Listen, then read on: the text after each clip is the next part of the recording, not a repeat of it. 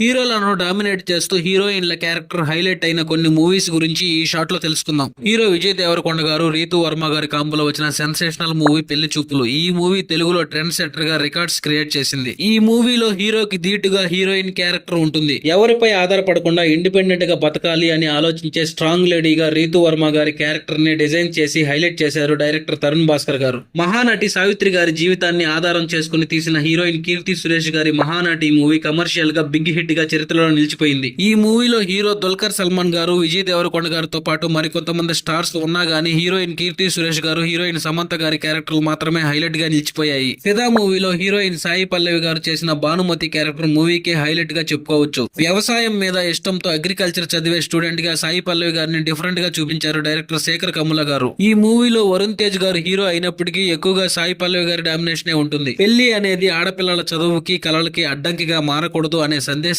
చాలా చక్కగా చూపించారు డైరెక్టర్ గారు ఈ మూవీలో. శేఖర్ కమ్ముల గారి డైరెక్షన్ లోనే వచ్చిన గోదావరి, ఆనంద్ మూవీలలో కూడా హీరోయిన్ కమలిని ముఖర్జీ గారి క్యారెక్టర్ ని చాలా ఉన్నతంగా చూపించి హైలైట్ చేశారు డైరెక్టర్ గారు. ఐశ్వర్య లక్ష్మి గారు హీరోయిన్ గా వచ్చిన అమ్ము మూవీలో హీరోయిన్ క్యారెక్టర్ ఆడియన్స్ ని బాగా ఆకట్టుకునేలా ఉంటుంది. సొసైటీలో మంచి పలుకుబడి ఉన్న వ్యక్తిగా చలామణి అవుతూ గృహహింసకు పాల్పడుతున్న భర్తకు ఓ సగటు ఇల్లాలు ఎలా బుద్ధి చెప్పింది అనే పాయింట్ తో తీసిన ఈ మూవీలో హీరోయిన్ క్యారెక్టర్ అందరినీ డామినేట్ చేసేలా ఉంటుంది.